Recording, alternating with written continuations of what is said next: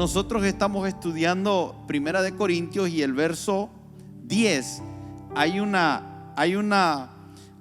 tema al que Pablo introduce a la iglesia de Corintios en esta carta, donde les dice en el verso 10: os ruego pues, hermanos, por el nombre de nuestro Señor Jesucristo, que habléis todos una misma cosa. ¿Usted sabe cuánto tiempo yo tendría que necesitar para yo enseñarle a usted lo que las escrituras nos dicen de qué significa hablar una misma cosa? Pudiéramos hablar 2 horas ahí, en este punto, y ir a través de las escrituras desde el Antiguo Testamento y el Nuevo Testamento. Pero dice: y que no haya entre vosotros divisiones. ¿Sabe cuánto tiempo se requiere para hablar de las divisiones? Sino que estéis perfectamente unidos en una misma mente y en un mismo parecer. Porque he sido informado acerca de vosotros, hermanos míos, por los de Cloé, que hay entre vosotros contiendas. Quiero decir que cada uno de vosotros dice: yo soy de Pablo, y yo de Apolo, y yo de Cefas, y yo de Cristo. ¿Acaso está dividido Cristo? ¿Fue crucificado Pablo por vosotros? ¿O fuisteis bautizados en el nombre de Pablo? Doy gracias a Dios de que a ninguno de vosotros he bautizado, sino a Crispo y a Gayo, para que ninguno diga que fuisteis bautizados en mi nombre. Y Pablo entra a hablar de divisiones y de contiendas que se están dando dentro de la iglesia. Contiendas que están vinculadas a desacuerdos, a debates, a disputas, pero que están causando, porque son fuertes y se están haciendo con enojo, que haya separación, que las personas comiencen a guardar distancia. Pero utiliza esta palabra: rasgar o destrozar. Y cuando nosotros ya hablamos de desgarro, piense como que usted agarrara 2 hojas de papel y usted les pone pega blanca, y después usted quiere tomar una y separarla. Cuando usted separa esas 2 hojas, usted se va a traer pedazos de una y pedazos de otra. Hay una separación que se dio de una forma abrupta, violenta, que causó dolor. Ahora, cuando nosotros hablamos de división, de contiendas, hay un contexto en el que Pablo está enseñando aquí en esta carta a los Corintios, pero yo le quiero pedir a usted que usted amplíe su visión, amplíe el ámbito, de tal manera que usted pueda traerlo a todas las áreas de su vida. Porque hay divisiones que se dan en áreas laborales, entre personas que están colaborando y trabajan juntos en una misma empresa. Hay ámbitos de contienda y de divisiones que se dan en el hogar, en la familia, el esposo con la esposa, los hijos con los padres, y a veces terminan tomando bando. Unos hijos se van con el padre y otros hijos se van con la madre, y hay un desgarro, hay una ruptura total, pero que está causando daños. Entonces lo que está diciendo Pablo es: a mí se me informa que hay divisiones y contiendas entre ustedes, pero en el contexto que él lo habla es de la iglesia. Y en el contexto que lo habla, no solamente habla de la iglesia, sino que de una división específica. Es la división que se da cuando comenzamos a seguir líderes humanos, cuando comenzamos a poner nuestra mirada en hombres. Y mire, no sé cómo enfatizar esto, pero esto que acabo de decir ahorita está más en la iglesia de lo que nosotros pensamos. Es impresionante. Si nos detenemos de una manera objetiva, si nos detenemos de una manera madura y desde un corazón sano podemos ver desde afuera la condición de la iglesia y nos vamos a dar cuenta que hemos pasado, podemos estar ahí, o Dios hizo el milagro de sacarnos de esa forma de ver, pero todos hemos experimentado en un momento de nuestra vida el vincularnos con un hombre y permitir que eso nos nuble el entendimiento y la visión, y en ocasiones perder la perspectiva de que verdaderamente nuestros ojos tienen que estar puestos en Jesús. Y que cuando eso no pasa, se comienzan a rasgar las relaciones y comenzamos a herirnos y comenzamos a hacernos daño y comenzamos a través de las traiciones a producir una ofensa que trae amargura, y que al final el único beneficiado en todo esto es Satanás. Y muchas veces ese vincular con los líderes se da a través de lo que enseñan, a través de lo que dicen. Entonces algunos se sienten vinculados con la forma de hablar, con tal vez el mensaje específico de lo que enseña, porque Pablo decía que una de las cosas que él hacía con la iglesia era que no les rehusaba todo el consejo de la palabra. Pero hay algunas personas que son especialistas en un tema. Alguien puede enseñar sobre prosperidad financiera desde lo que enseñan las escrituras. Alguien puede hacer un énfasis en la sanidad. Otro puede hacer un énfasis en el desarrollar líderes. Otro puede hacer un énfasis en que la iglesia se convierta en un elemento de avance constante del reino y de influencia. Y entonces a veces nosotros cometemos el error de identificarnos con un tema, identificarnos con el que predica ese tema y creer que eso es el evangelio. Y formamos tribus, nos segmentamos y a veces perdemos la bendición de tener un mensaje completo. El evangelio es completo. Al evangelio no le falta absolutamente nada. Pero esta mentalidad a veces de personas que no tienen el entendimiento de lo que yo estoy diciendo los lleva primeramente a ellos a hacerse daño, porque son ellos mismos los que se han ido detrás de un individuo, detrás de un segmento, detrás de un mensaje, detrás de algo que a ellos les atrae, les ha llevado a perder todo el consejo de la palabra. Y han dejado de entender que el Señor tiene una multiforme gracia. Y eso es lo lindo de este panel. Lo lindo de este panel es que aquí hay una multiforme gracia. La gracia que tiene Rubén, gracias a Dios, no es la gracia que yo tengo. Y la gracia que yo tengo no es la gracia que tiene Víctor. Tal vez alguien pudiera estar diciendo, se están echando que tienen gracia. Un montón de desgraciados son. No, porque desgraciado es sin gracia. Eso significa. Pero la Biblia dice que Dios nos ha dado a cada uno una gracia. Nos ha dado un don. Y que ese don es para provecho del cuerpo. Entonces cuando alguien dice, yo soy de Pablo, te estás perdiendo la gracia que Dios le dio a Apolo. Te estás perdiendo la gracia que Dios le dio a Cefas. Pero aquel que dice, yo soy de Cefas, se está perdiendo la gracia de Pablo.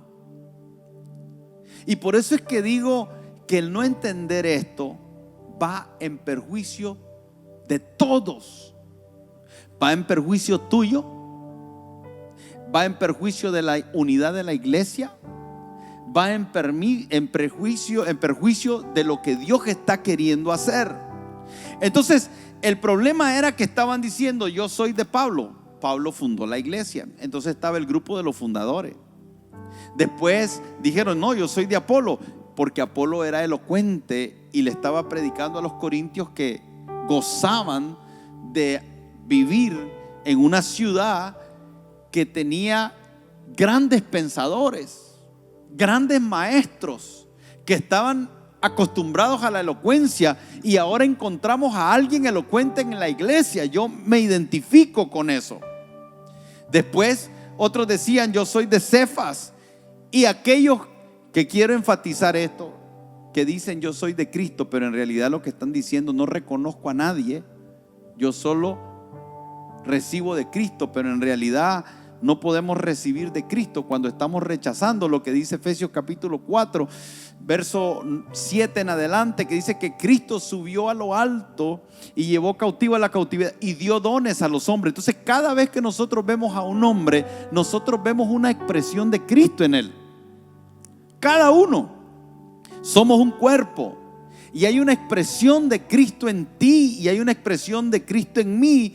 Y mientras no nos aprendamos a ver como miembros de Cristo y como la expresión de Cristo, que Él dio dones a los hombres y que esos dones es para beneficio mutuo, entonces no podemos decir yo soy de Cristo, porque si fueras de Cristo recibiera todo lo que es de Cristo, y el cuerpo es el cuerpo de Cristo.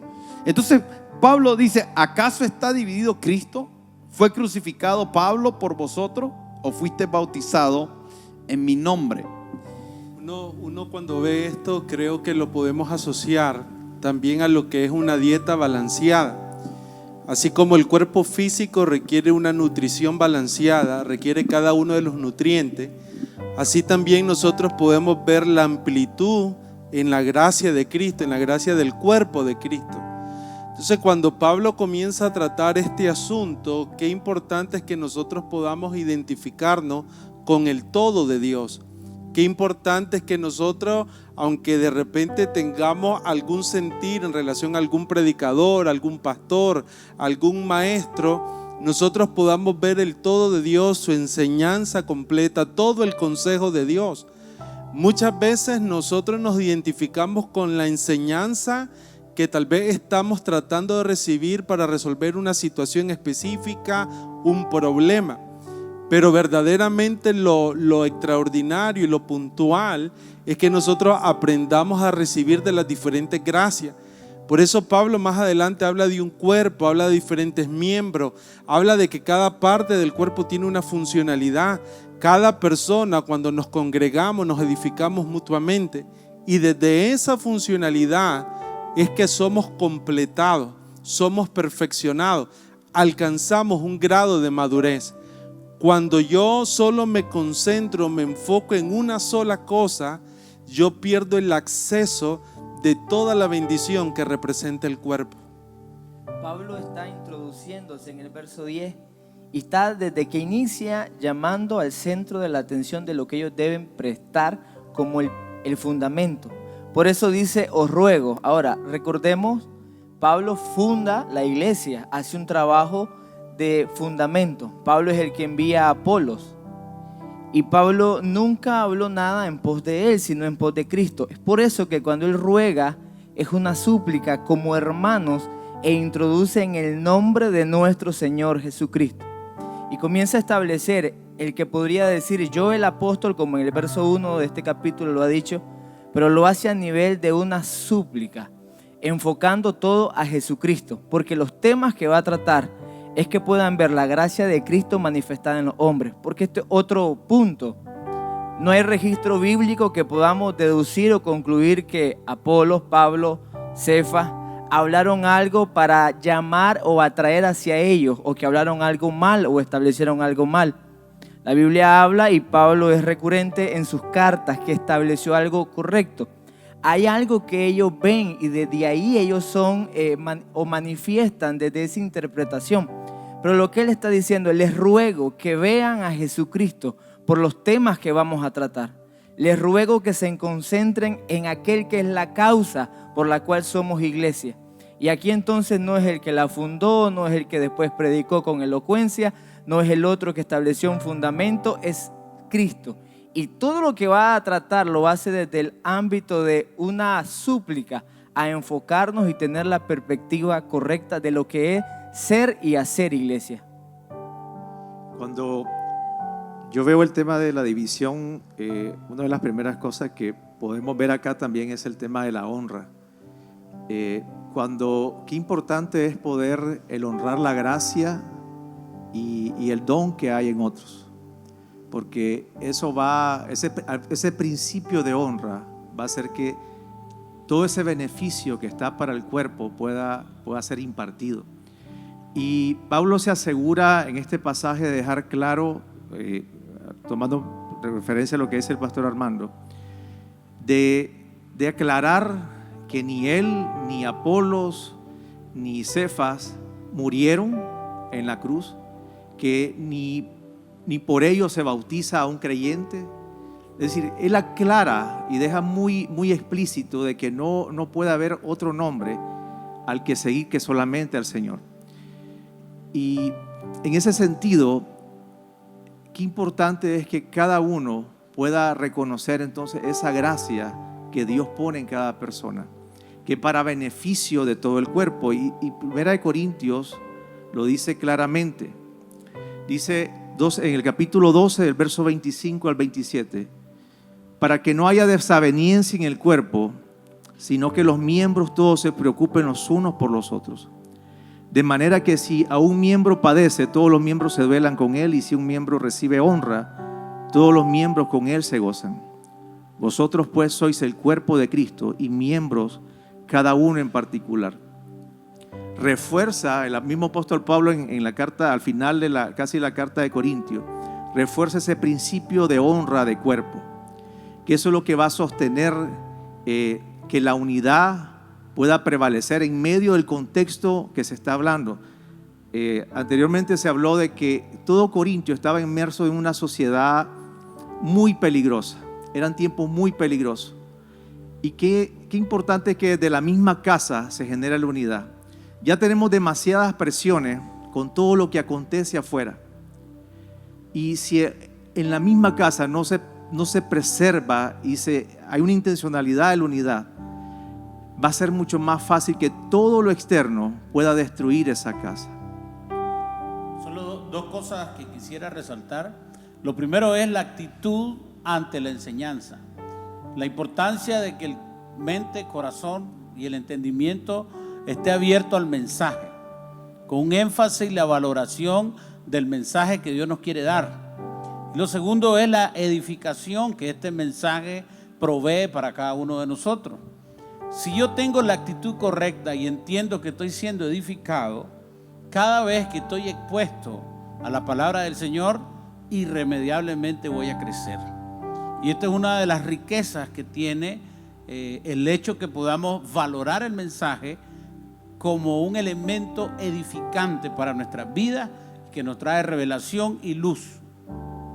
Lo que estamos viendo es en la iglesia 4 grupos que se habían formado. Y es interesante que se habla de que había contienda. Y esta no es una palabra pequeña, sino que es una palabra muy profunda, por el sentido de que la contienda es una disputa. Hay algo que se podía ver expresado entre ellos al momento de reunirse, al momento de congregarse. Y la pregunta que nosotros tendríamos que hacernos es: ¿por qué ellos no se tomaban el tiempo para buscar cómo resolver eso que estaba aconteciendo? Y es aquí donde el apóstol Pablo escribe: pero si esto nosotros lo traemos a nuestro día a día, a nuestra casa, y nosotros pudiéramos preguntarnos: ¿qué está pasando en mi casa? ¿Cómo estoy viviendo en el día a día? ¿Será que tengo disensiones? ¿Será que he llegado a un nivel de contienda? ¿Será que tiene que venir alguien a mostrarme lo que está pasando? ¿O este es un tiempo donde el Señor nos está hablando y nos está diciendo: necesitamos meditar en el corazón, necesitamos meditar lo que está pasando en nuestra casa y lo que estamos haciendo en el día a día, pero que lo podamos recibir así como el apóstol Pablo introduce la carta, con amor, con fraternidad, acercándose a cada uno de los hermanos, así que podamos recibir lo que el Espíritu nos esté mostrando, porque hay un propósito que lo vamos a ir desarrollando y lo vamos a compartir más adelante. Pero lo que yo quiero decirle es: el Señor lo que quiere traer es una bendición para nuestra vida. El Señor lo que quiere traer es una bendición para nuestra casa, y que no se pierda ninguno en nuestra familia, y que podamos alcanzar el propósito de Dios. Amén. Yo estaba pensando que estas personas, cuando Chloe y un grupo de personas miran que están teniendo contiendas, están viendo otras personas en ellos, a gente que se está peleando, que se está discutiendo. Y esta palabra contienda, eris, en el griego, es la misma palabra que se utiliza en Gálatas, que significa pelear con furia. Entonces estaba pensando cómo nosotros llegamos a un punto, conociendo la palabra, de pelearnos con furia, con enojo, entrar en batallas, en discusiones. ¿Será posible que una persona espiritual pueda ser contenciosa? Nosotros tenemos que identificar que si somos espirituales debemos discernir espiritualmente. Entonces, por lo tanto, lo importante de este mensaje es que nosotros debemos de discernir, ver en qué momento nosotros podemos caer en rasgar, en romper la unidad dentro de nuestro hogar, la unidad en nuestra familia, la unidad en el propósito dentro de la iglesia.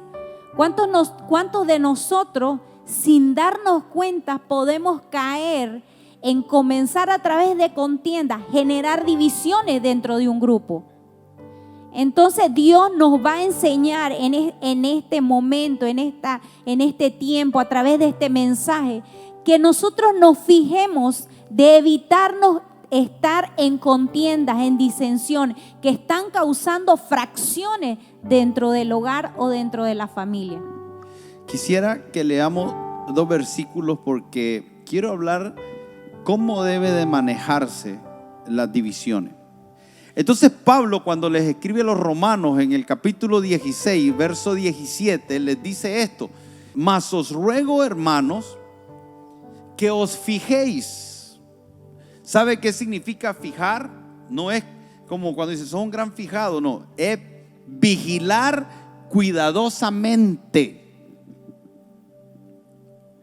Usted, el consejo de la palabra es que usted vigile cuidadosamente. Fijarse es vigilar cuidadosamente, es estar alerta, estar atento, ser cuidadoso. En otras palabras, eso es parte de lo que usted debe de dedicar su energía, su cuidado, su enfoque. Yo como pastor tengo la responsabilidad de estar siempre vigilando cuidadosamente quiénes son aquellos que causan divisiones. Y ya les voy a explicar, no se adelante. Pero dice, fíjense en los que causan divisiones. Aquí esa palabra es los que traen discordia y dividen al grupo. A nosotros se nos llama en la palabra oveja, redil, rebaño. Somos el cuerpo, pero somos un grupo. Entonces, en este caso, en este contexto mío, usted como padre de familia, usted tiene que ver, vigilar cuidadosamente quién te quiere dividir tu casa. ¿Usted sabe que hay amigos que dividen los matrimonios? ¿Usted sabe que hay familiares que dividen a los matrimonios? ¿Usted sabe que hay amistades que tus hijos tienen que querrán dividirlos de ti? Que les darán consejos a tus hijos en contra de lo que tú quieres establecer en tu casa. Consejos que le darán a esposas que no son ni contribuyen en el bienestar de tu familia, de tu matrimonio. Y ustedes tienen que estar vigilantes. Aprender a reconocer el código de voz. ¿Qué me está diciendo? Hay gente que es ingenua. me está sembrando una semilla de discordia, me está sembrando cizaña para mi esposo, para mi esposa, para mis hijos, para mi padre. Necesito estar alerta porque tenemos que mantener el grupo junto. Ninguna casa dividida prevalece. Ningún reino dividido prevalece. Entonces dice, os ruego que os fijéis por lo que causan divisiones y tropiezo. Ahora, esa palabra tropiezo significa pecar. Es la trampa que te lleva a pecar. Es cualquier cosa que intenta que tú peques, ya sea que te impida llevar a cabo una acción justa o promover una condición pecaminosa. Y aquí nos da el consejo y nos dice: a aquellos que causan divisiones y tropiezo en contra de la doctrina que vosotros habéis aprendido. Y el consejo, ¿cuál es? Que os apartéis. ¿Qué cosa? ¿Sabe por qué? Porque a veces somos tan ingenuos que queremos a alguien y creemos que debemos de ser más fiel a ellos que a nuestra esposa. ¿Quiere que le diga algo? Yo te quiero, Vladimir, pero el día que vos querrás sembrarme cizaña contra mi esposa, ese día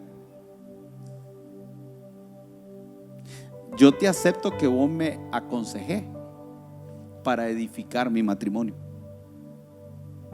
Yo quiero oír lo que vos ves en mí que puede dañar mi casa, pero una exhortación que me lleve a mí a salir del error, eso lo quiero escuchar. Yo quiero escuchar que le des consejos a mi esposa de aquellas cosas que la van a edificar a la familia, pero no que vengas con una palabra y yo tengo que estar vigilante y cuidadoso. Y cuando yo veo eso, yo necesito apartarme de esas personas. ¿Saben por qué? Porque ellos pecan y te llevarán a ti a pecar.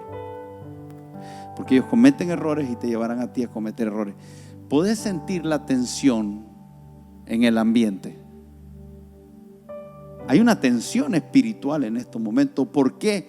Porque estamos tocando un punto muy frágil. Estamos tocando un punto muy delicado, pero a la misma vez un punto que marca la diferencia entre tu ruina y tu estabilidad.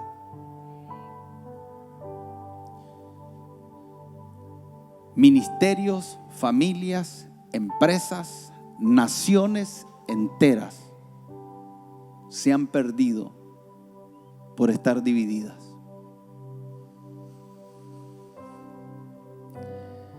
Y necesitamos dejar de ser niños. Necesitamos comenzar a tener un alimento sólido que pueda ser enseñado desde sanidad y no desde amargura. Entonces hay que ver y apartarse. Mire lo que dice Tito. Tito lo lleva a otro nivel, porque el primer nivel es mantente alerta. Puede ser que no esté pasando, pero mantente alerta. Puede ser que hoy no esté pasando, pero puede pasar en un mes, en 5 años. Mantente alerta permanentemente, velando por la unidad en el espíritu de tu casa, del ministerio en el que el Señor nos está permitiendo servir juntos. Y apartarnos, porque todo el mundo tiene derecho a pensar diferente. Amén.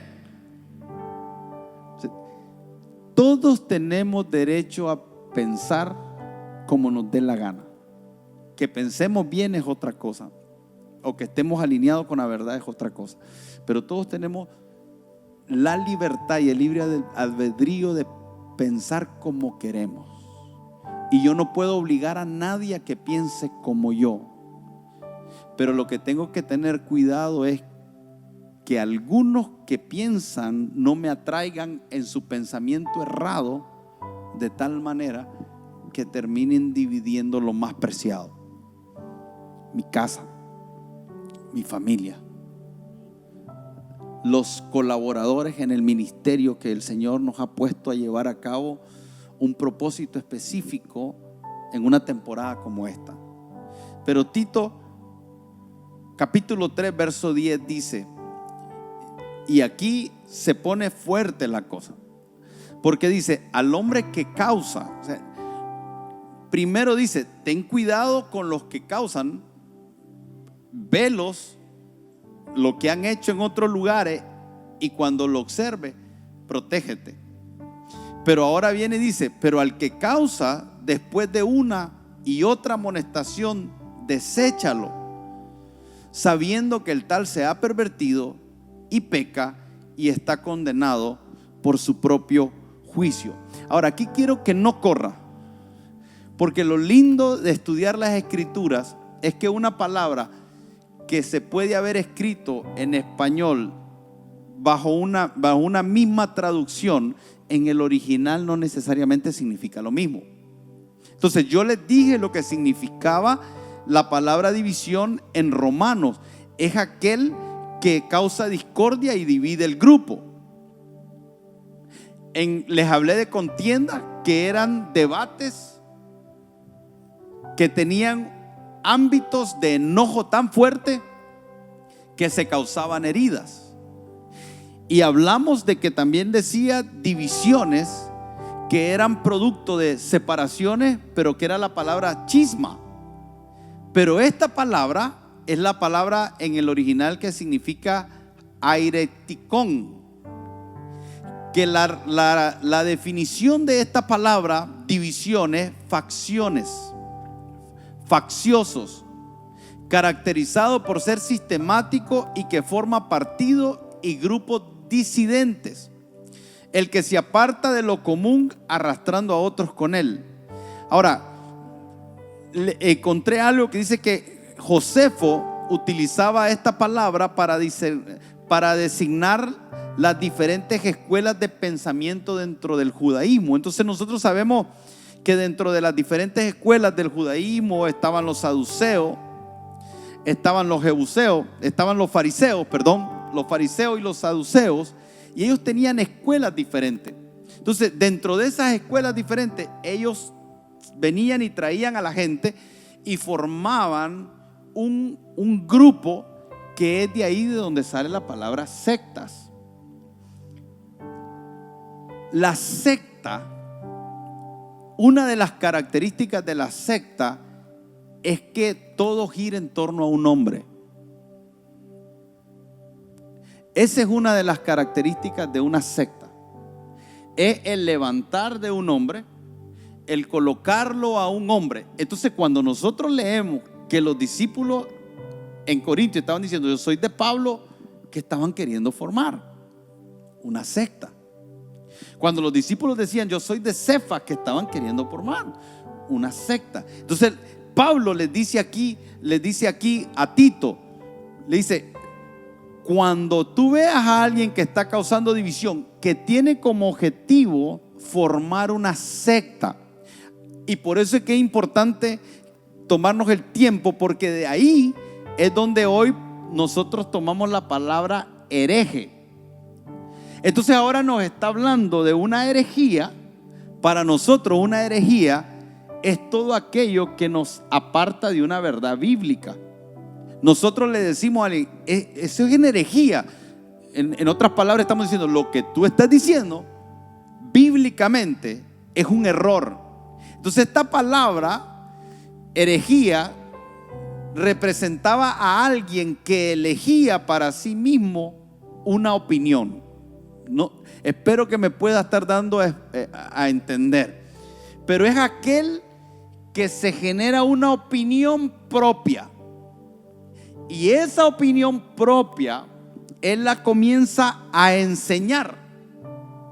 Y cuando la está enseñando, comienza el desarrollo de lo que es una sectarización. Un grupo de personas que está creyendo en una opinión. Y cuando estoy diciendo esto, tenemos que tener cuidado, porque no podemos tratar a todo el mundo como hereje, cuando lo que está diciendo nos parece a nosotros que no necesariamente es bíblico. Entonces, cuando Pablo le está diciendo a Tito que a estos necesitas tratarlo de una manera diferente, lo que estaba en juego no era la libertad de expresión. No es que yo puedo opinar, yo puedo opinar, usted puede opinar. El asunto es que hay algunas cosas que no son sujetas a nuestra opinión. Por ejemplo, usted y yo creemos que la salvación es por fe, por gracia. ¿Estamos de acuerdo? Es por gracia, no por obra, para que nadie se jacte en su presencia. Es gracia de Cristo, amén. Él murió en la cruz, derramó su sangre, Él pagó el precio por nuestro pecado, Él se presentó con su sangre delante del Padre en el tabernáculo celestial. El Señor aceptó su sacrificio y Él abrió un vivo y amplio camino para que usted y yo podamos acercarnos ante el trono de la gracia. La salvación es por todo aquel que le meta obras. Está hablando una herejía. Entonces, hay cosas que usted y yo no podemos opinar. Sobre la salvación no podemos opinar. Entonces, cuando usted oía de aquel grupo que se llamaba Creciendo en Gracia, aquel que decía ya no hay pecado porque ahora es la gracia, y comenzaron a enseñar una doctrina, a eso, en ese contexto es que Tito nos está hablando.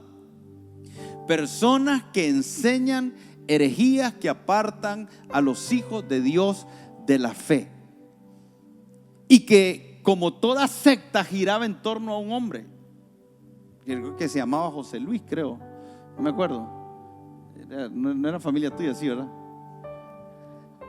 Pero Creciendo en Gracia fue una doctrina que se levantó que no era bíblica. Para algo similar es lo que Pablo está escribiéndole a Tito. Está diciendo, en la iglesia tienen que tener cuidado por aquellos que pueden causar una herejía. A esos, y déjeme decirle de dónde vienen esos comportamientos, porque Tito nos responde ahí en el capítulo 1, verso 7. Dice, porque es necesario que el obispo sea irreprensible como administrador de Dios, no soberbio, no iracundo, no dado al vino, no pendenciero, no codicioso de ganancias deshonestas, sino hospedador, amante de lo bueno, sobrio, justo, santo, dueño de sí mismo, retenedor de la palabra fiel, tal como ha sido enseñada, para que también pueda exhortar con sana enseñanza y convencer a los que contradicen. Y aquí viene la clave, porque dice, porque hay muchos, y se está refiriendo a los que en el capítulo 3 está diciendo cómo tratarlos. Aquí está diciendo, a esos que no enseñan sana doctrina, dice, hay muchos contumaces. Y anote, para que usted identifique dónde comienza una herejía, porque hay algunas características de estas personas. Dice, son contumaces. Esa palabra en el original significa insubordinado. En otras palabras, no se sujeta a las escrituras. Porque aunque las escrituras dicen algo, para él la escritura no tiene autoridad, porque él le da la interpretación que él quiere. Y por eso es tan importante, hermanos, que usted pueda estudiar las escrituras, entender con la ayuda del Espíritu Santo una interpretación saludable de las escrituras, porque los falsos maestros han existido y van a existir en el futuro, y se va a incrementar. ¿Y sabe qué es lo peligroso? Que rayan en la verdad, y algunos tienen unas habilidades extraordinarias para hacerlo. Entonces ahora nosotros podemos identificar, dices, son insubordinados, no se sujetan a las escrituras, no se sujetan a ningún tipo de autoridad. Son personas que simplemente dicen, a mí mi cabeza es Cristo y nadie más, y están expresando algo, y usted los va a identificar. No se sujetan a las autoridades en su trabajo, no se sujetan a las autoridades civiles, no se sujetan a las autoridades eclesiásticas, no se sujetan a nadie. Identifíquelo. Número 2, dice, son habladores de vanidades. En el original esa palabra significa charlatán, alguien cuya charla es un parloteo sin valor. Pablo está diciendo, cuando escuches a alguien que está hablando como una lora y que nada de lo que dice tiene valor, yo me pregunté, pero ¿cómo identificas lo que tiene valor y lo que no tiene valor? La Biblia dice que nos presentemos como obrero aprobado. Escuche, un obrero aprobado. La característica de un obrero aprobado es que sabe utilizar bien la palabra de verdad. Entonces alguien que es un obrero aprobado, que es instruido en las escrituras, cuando oye hablar a alguien cosas sin sentido, inmediatamente lo identifica. Por otro lado dice aquí, de vanidad y engañadores, mayormente a los de la circuncisión, a los cuales es preciso tapar la boca. Trastornan las casas enteras. Mire lo que dice, que trastorna casas enteras. Usted sabe que los falsos maestros son expertos en irse a meter a las casas, pero escuche más, porque dice, se van a meter a las casas para enseñar, pero tienen un objetivo: ganancias deshonestas.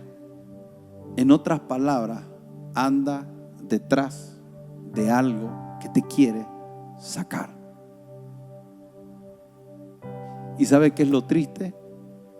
Que yo he visto gente que lo sabe. Sabe que esa persona está queriendo sacar algo. Y yo todavía no entiendo por qué. Entran en un ciclo vicioso donde yo te compro y vos te aprovechás. Es bien raro, es enfermizo. Porque yo conozco gente y han estado aquí, y algunos pudieran estar aquí, pero es enfermizo. Y me voy a tomar el tiempo porque quiero abrirte los ojos.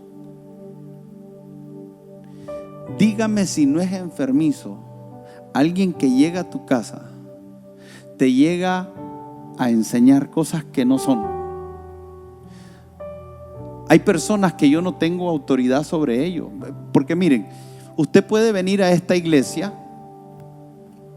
cuando usted quiera y yo solo tengo la autoridad que usted me permita. Eso yo lo entiendo. O sea, si tú quieres un consejo yo te lo doy, pero gobernar tu casa a mí no me compete, ni ningún pastor le compete. Esos pastores que se meten a gobernar las casas de la gente están fuera de lugar.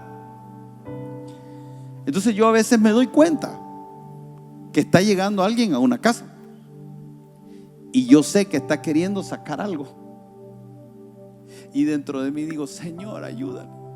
Pero veo un ciclo enfermizo.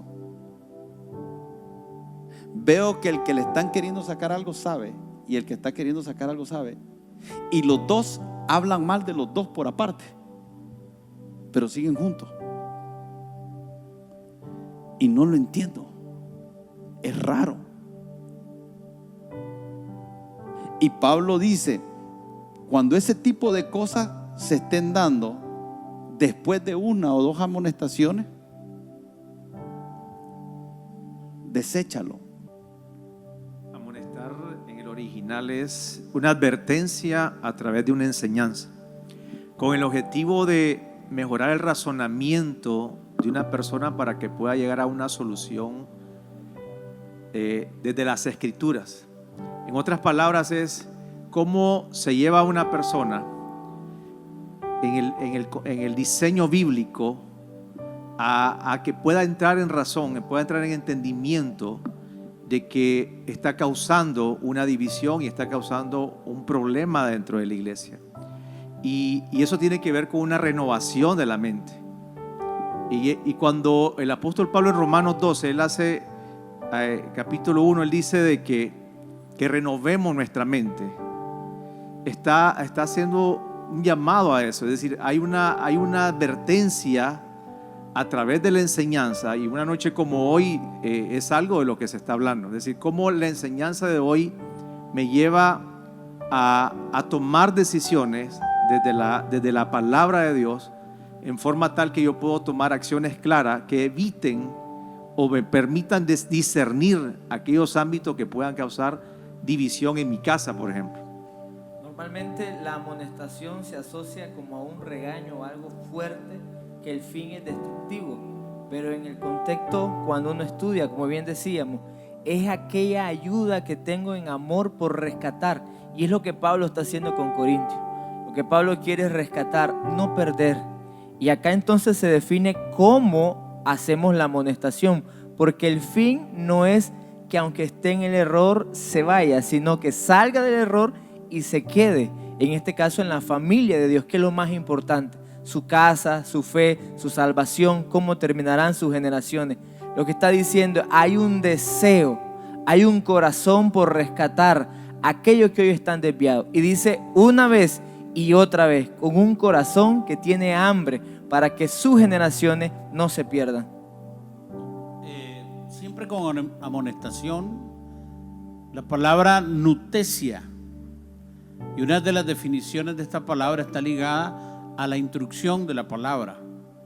Entonces el objetivo de la amonestación en este contexto es tratar de traer a la persona con la buena intención de corregir su proceder a la palabra del Señor, que trate de entender que la posición, que lo que está hablando no es coherente a la escritura y por lo tanto está en un error. Y entonces el objetivo es que la escritura sea ese camino sano y recto que nos permita a nosotros establecer ese fundamento necesario para lo que Dios quiere desarrollar en nosotros.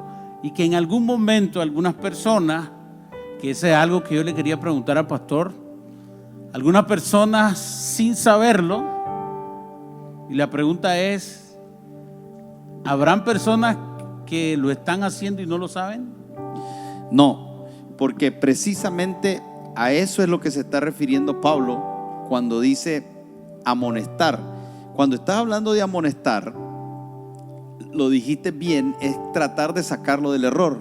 Entonces vos tomás a alguien, te sentás con él en amor, sacás las escrituras, le haces saber que lo que está enseñando, lo que está practicando es incorrecto.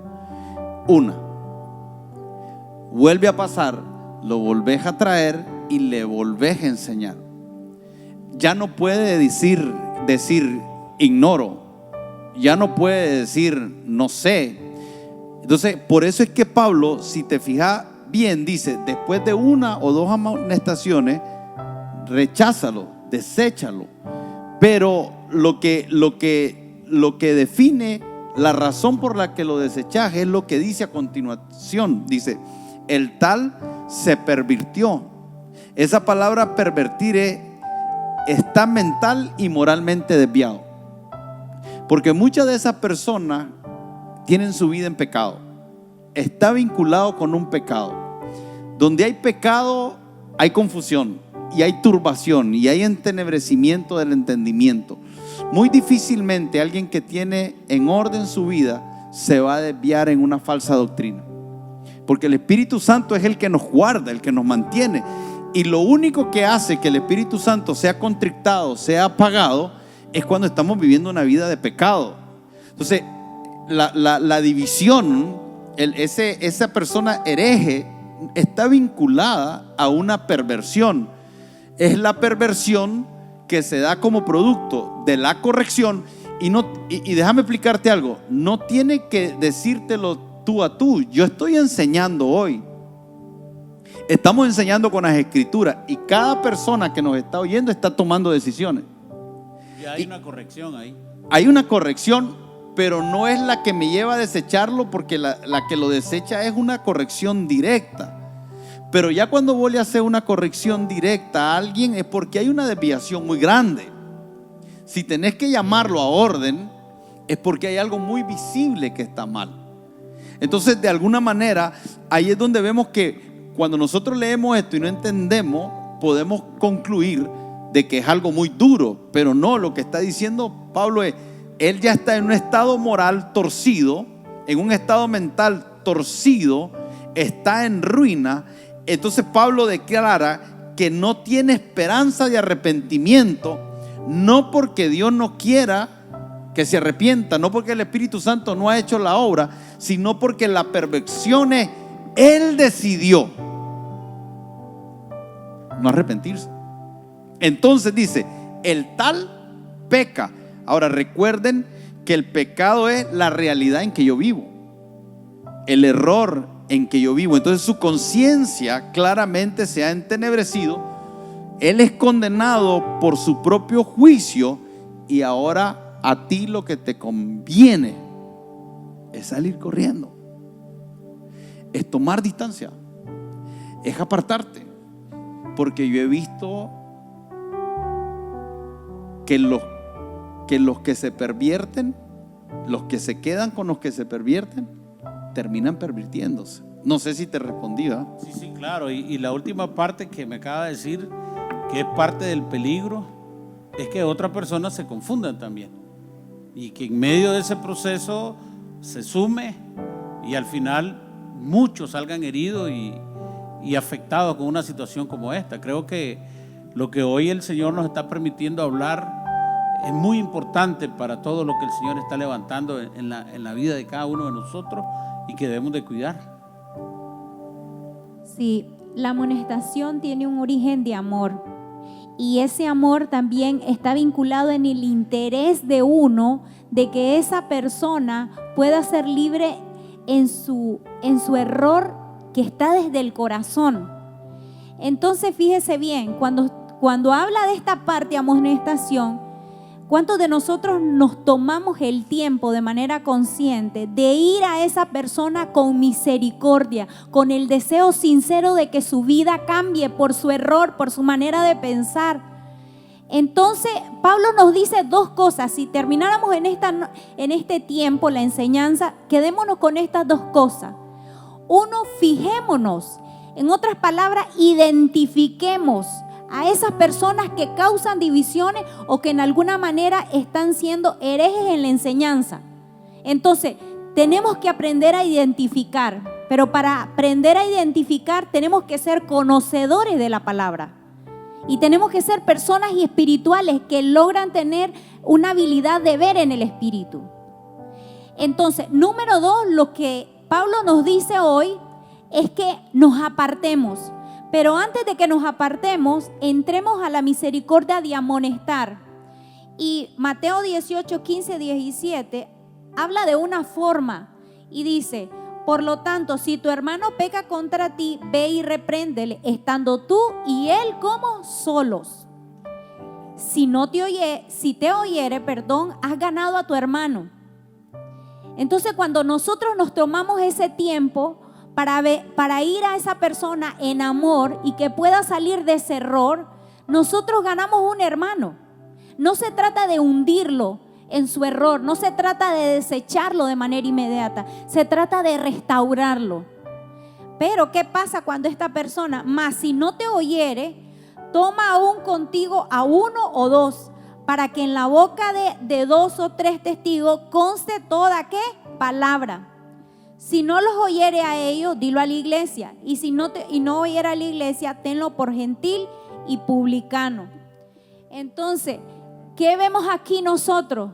Dios nos está llamando a que seamos misericordiosos, pero que también nosotros seamos sabios, porque Dios y la palabra del Señor llama a estas personas muy fuertemente.